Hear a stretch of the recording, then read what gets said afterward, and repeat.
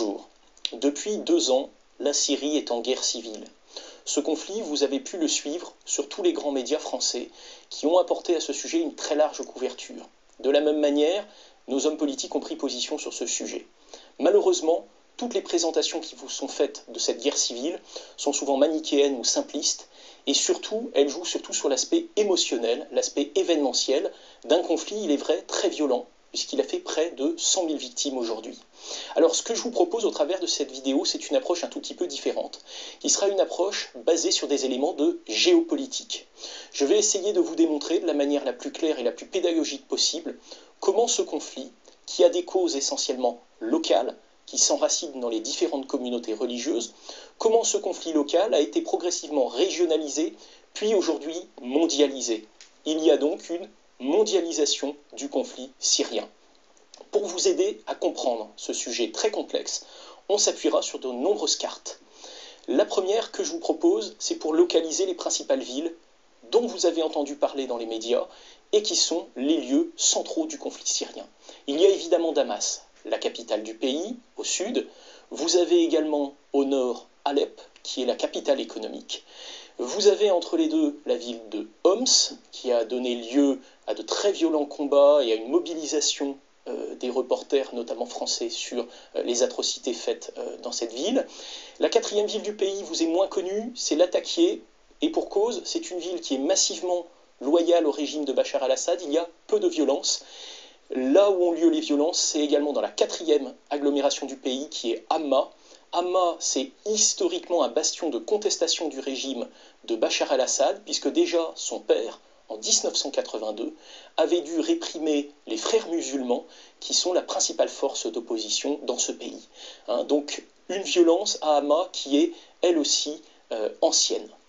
Outre ces lieux, ces grandes villes où ont lieu les principaux combats, vous devez connaître les grands voisins de la Syrie. Le Liban, qui est complètement dépendant de la Syrie, notamment puisque les communautés libanaises et les communautés syriennes sont très liées. Israël, qui est un voisin important, qui entretient depuis le début des relations très mauvaises avec la Syrie, notamment eu égard au contentieux territorial du Golan. La Jordanie, le grand pays du Sud. L'Irak, dont je vous reparlerai. L'Irak, c'est un pays qui est lui aussi dans une situation insurrectionnelle et qui connaît d'extrêmes violences et qui est donc concerné par ce qui se passe en Syrie. Et puis surtout, le grand voisin du Nord, c'est-à-dire la Turquie, qui a un rôle extrêmement actif de soutien de l'opposition à Bachar al-Assad.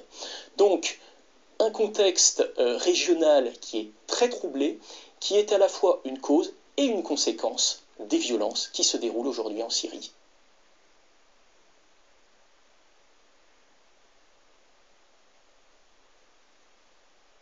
Avant de vous présenter les différentes communautés qui forment la population syrienne, je dois vous rappeler que l'islam, dès ses origines, s'est scindé en 2 branches rivales.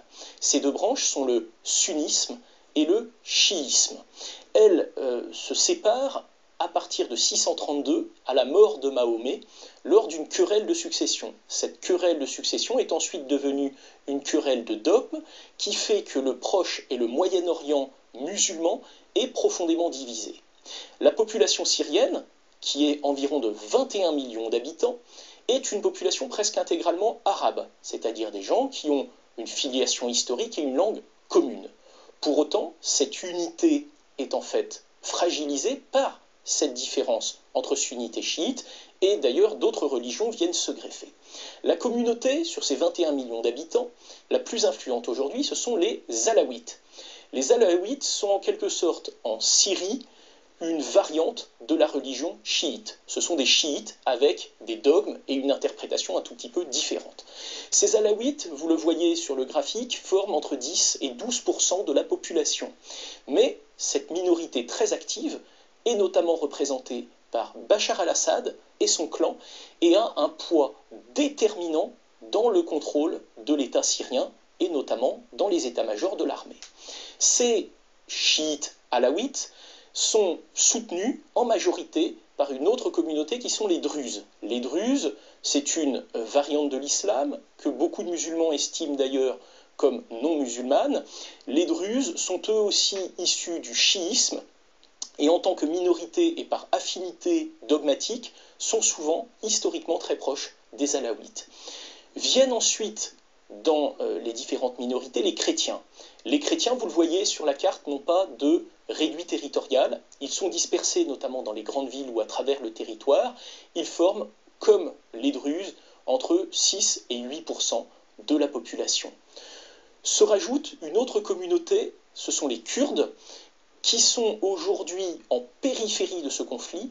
Les Kurdes ont une revendication essentiellement nationaliste, la question religieuse est ici secondaire, et je vous rappelle que cette question kurde, bien que secondaire dans le déroulement de la guerre civile actuelle, est une question transnationale, puisque les Kurdes, c'est un peuple qui souhaite un État, sachant que ce peuple est dispersé entre la Syrie, la Turquie, l'Iran et le nord de l'Irak, comme indiqué ici.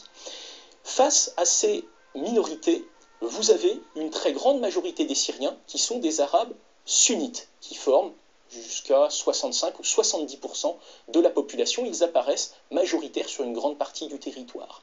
Cette majorité s'estime aujourd'hui sous-représentée dans les organes de pouvoir et s'estime spoliée par la coalition qu'Assad et les autres minorités ont formée pour garantir leur propre protection et leurs propres intérêts. Alors, se rajoutent 3 à 4% d'autres minorités, notamment sur la frontière avec la Turquie, et la carte que je vous présente est évidemment approximative. Les couleurs, qu'elles soient le vert, le bleu ou d'autres couleurs, sont très simplifiées, puisqu'il y a énormément de régions mélangées, avec plusieurs confessions sur une même localité, notamment dans les grandes villes que je vous ai présentées au début de cette vidéo, notamment à Damas, Hama, Homs et Alep. C'est pour cela que quartier par quartier, vous avez une guérilla urbaine entre les différentes communautés qui forment les villes qui sont l'enjeu de ce conflit. On observe donc autour de ces grandes villes, là où la population est d'ailleurs la plus nombreuse, une vaste zone qui est l'enjeu stratégique de ce conflit. Donc, la base de ce conflit, c'est bien un différend entre les différentes communautés, les minorités qui soutiennent massivement le régime et la majorité sunnite qui s'estime marginalisée dans ce système.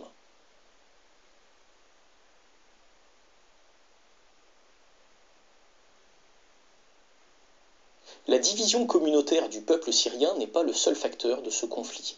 Il faut y intégrer un paramètre idéologique qui est fondamental.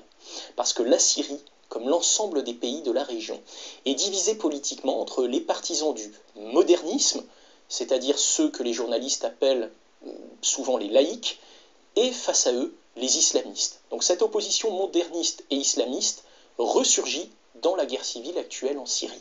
Parce que Bachar al-Assad, qui dirige le pays, est à la tête du parti Baas, c'est-à-dire un parti moderniste, pan-arabe et nationaliste, qui veut faire l'unité du peuple syrien sur des valeurs et non pas sur la charia, ce qui est le projet des islamistes. Les islamistes souhaitent faire de la loi islamique la pierre angulaire de la société. La Syrie, comme l'ensemble des pays voisins, est traversée par cette querelle idéologique fondamentale. Il faut donc savoir que le programme moderniste du Baas a attiré à lui non seulement les minorités que je vous ai présentées, mais également une part importante des sunnites qui rejettent l'islamisme et qui sont attirés par le créneau nationaliste proposé par Assad. C'est le cas notamment de la femme de Bachar al-Assad qui, bien que sunnite, soutient le régime. Ce conflit, c'est donc un affrontement entre des modernistes et des islamistes. Les islamistes sont divisés en différentes factions, les frères musulmans, les salafistes, et également la plus connue dans les médias, la tendance Al-Qaïda. Dans ce paysage idéologique, la tendance libérale qui s'était manifestée au moment du printemps arabe, c'est-à-dire cette jeunesse souhaitant plus de droits de l'homme, plus de qualité de vie, qui se manifestait pour Facebook en faveur des libertés, cette tendance libérale a été complètement éclipsée face aux réalités politiques et idéologiques, cet affrontement islamiste-moderniste.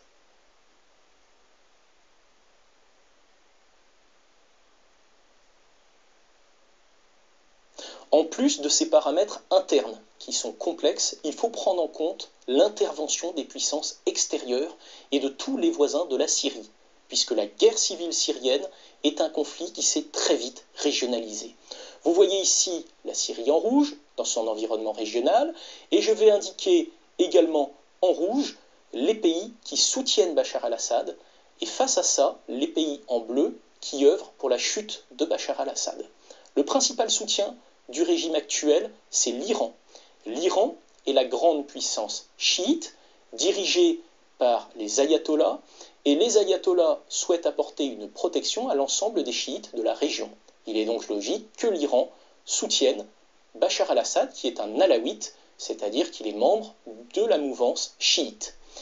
Face à l'Iran, d'autres puissances, au contraire, soutiennent les rebelles. C'est le cas notamment de la Turquie. La Turquie est dirigée depuis 2002 par des islamistes, dirigés par M. Erdogan. M. Erdogan mène, en matière de politique étrangère, une politique dite néo-ottomane, c'est-à-dire que la Turquie soutient, dans l'ensemble des anciennes provinces ottomanes, les islamistes sunnites. C'est-à-dire que la Turquie soutient, arme et finance les rebelles qui souhaitent la chute de Bachar al-Assad. Autre soutien de poids aux rebelles, c'est l'Arabie saoudite, grande puissance sunnite, qui elle a plutôt tendance, grâce à la fortune du roi Saoud, à soutenir plutôt les djihadistes de tendance salafiste. De la même manière, le Qatar, qui est le voisin indiqué ici, va financer grâce à ses pétrodollars des djihadistes plutôt de tendance frères musulmans, sachant que le changement d'émir qui vient d'avoir lieu aura sans doute très peu de conséquences sur la posture géopolitique du Qatar en la matière. Voilà les trois grandes puissances sunnites qui soutiennent les rebelles. Il faut ajouter à ces acteurs de premier plan des acteurs plus secondaires, c'est-à-dire des pays qui auraient plutôt une inclination à soutenir tel ou tel parti, mais qui, pour des raisons diverses, sont encore beaucoup moins impliqués dans le conflit. C'est le cas notamment de l'Irak. L'Irak est aujourd'hui dirigé par Nouri al-Maliki, c'est-à-dire un islamiste chiite.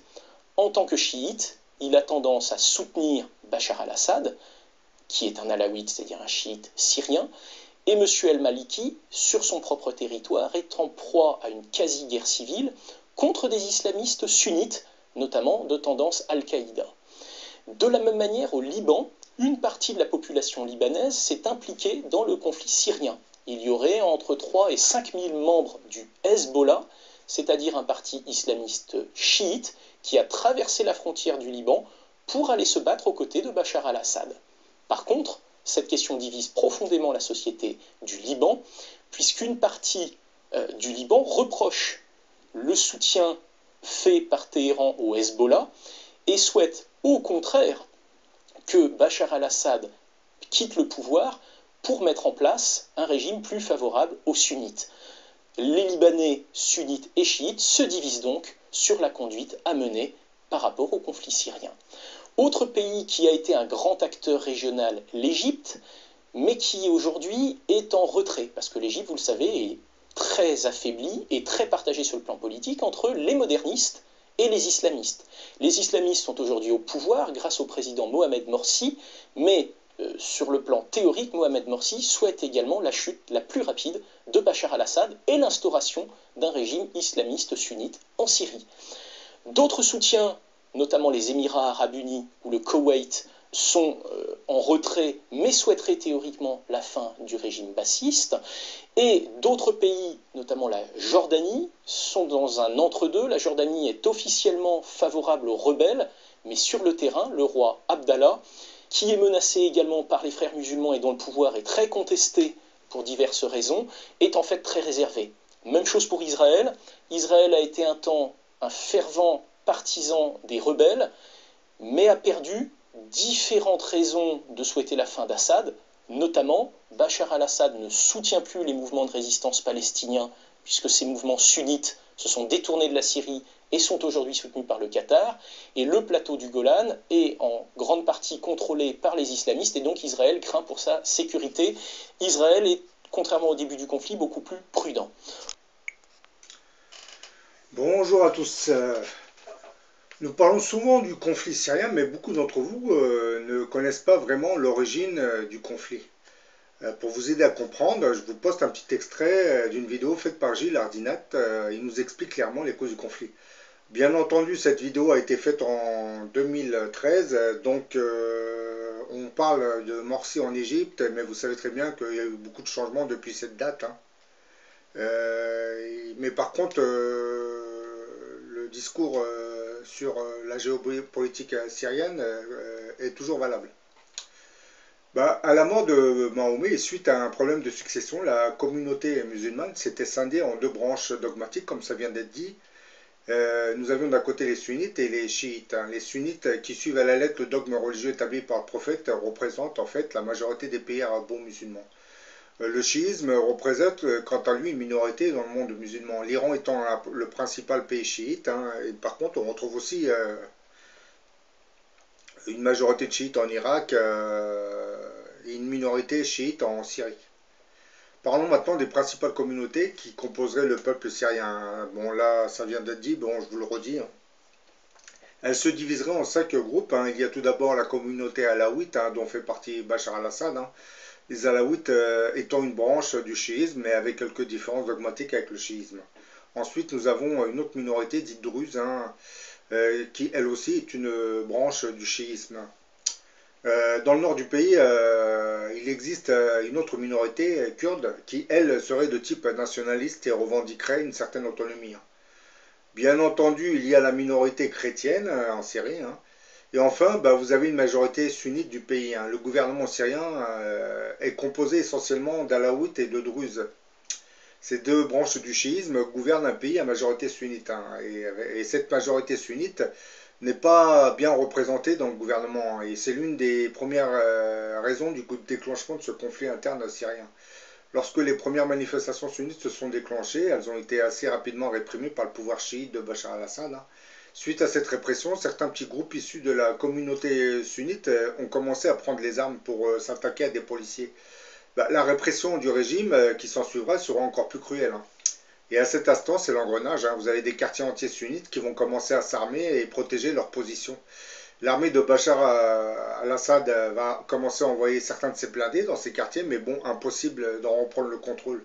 Les deux camps vont commencer alors à prendre position l'un contre l'autre, hein, puisque dans plusieurs villes, vous aviez carrément des quartiers sunnites en face de quartiers chiites. Mais beaucoup de ces...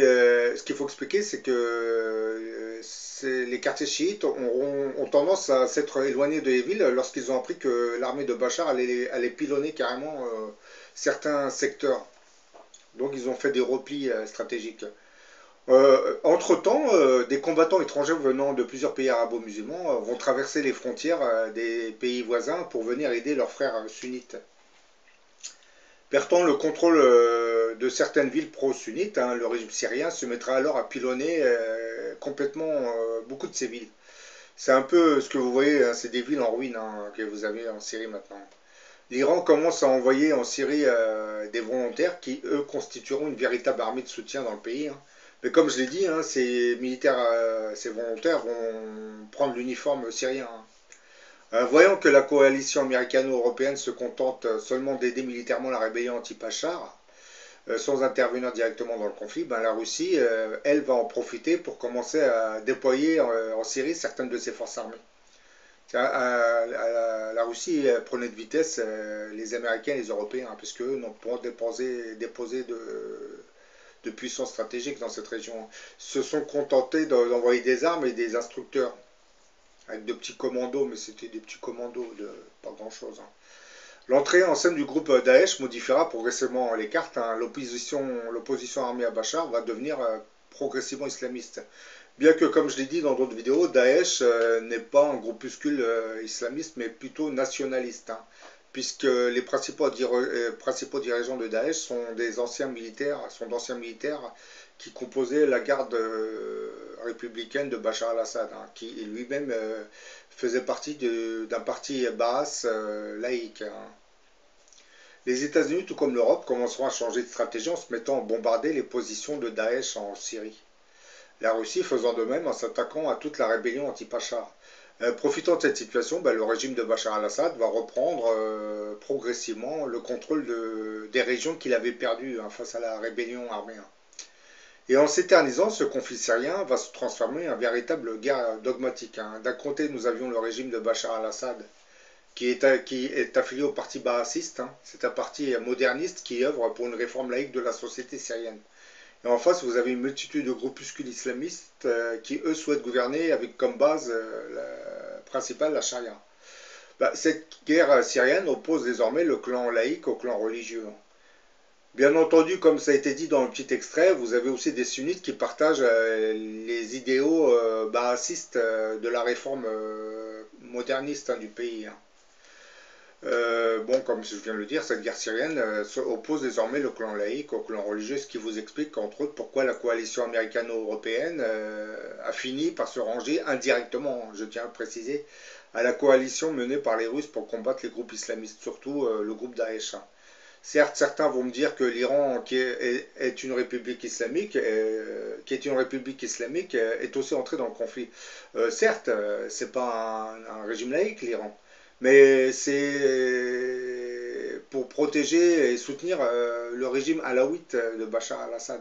Puisque, comme je vous l'ai dit, l'alaouisme est une branche du chiisme. L'Iran est intervenu plus par conviction nationaliste que religieuse dans ce conflit. Bon, vous avez bien compris que le petit extrait que vous venez de voir date de quelques années, ce qui vous explique pourquoi on parle d'Al-Qaïda et non de Daesh. À la fin de ma vidéo, dans le commentaire, je vous mettrai le lien de la vidéo pour que vous puissiez voir la vidéo dans son intégralité. Je pense qu'après avoir écouté cette vidéo, vous en saurez un peu plus sur la réalité du conflit syrien, parce que nos médias ne nous expliquent pas tout ça en réalité.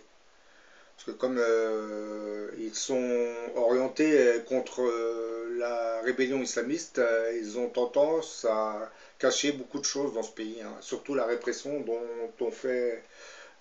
ont été victimes les sunnites. Parce que là on parle du père de Bachar al-Assad qui était Hafez al-Assad. Lui, à son époque, il avait fait plus de 20 000 victimes. Oui, c'est pour vous dire, c'est vraiment une famille de bouchers. Ça, dans certains commentaires, je ne comprends pas toujours ceux qui continuent à protéger le régime de Bachar al-Assad, parce que eux, ils réagissent par conviction nationaliste. Les Américains, ce sont des impérialistes qui combattent. D'ailleurs, je vous ai dit dans d'autres vidéos, que ce soit les Américains ou certaines puissances européennes, elles ne combattent même plus le régime de Bachar. Elles se contentent de détruire les positions de Daesh et d'autres groupuscules islamistes. Et ce qui permet à Bachar al-Assad, au régime surtout, de reprendre le contrôle des régions qui avaient été perdues face à la rébellion. En langage plus clair, tout le monde veut le rétablissement. Tout le monde veut que Bachar al-Assad reprenne le contrôle assez rapidement de son pays, puisqu'ils ne veulent en aucune manière entendre parler d'islamistes ou de gouvernements qui seraient basés sur la charia islamique. Voilà, maintenant vous avez compris que cette guerre en Syrie, ce sont deux dogmes idéologiques. D'un côté le clan laïque, mais bon, je ne vais pas rentrer dans les détails de ceux qui composent le clan laïque, parce que comme vous le savez, les principaux qui composent ce clan laïque, ce sont les oligarchies américaines, européennes. Bon, je ne vais pas parler de la Russie, parce que la Russie de Poutine, c'est un peu le Staline de l'époque moderne. Bon, j'en ai fini avec cette vidéo. Vous pouvez cliquer sur le lien juste en dessous pour voir la vidéo dans son intégralité de Hardinal.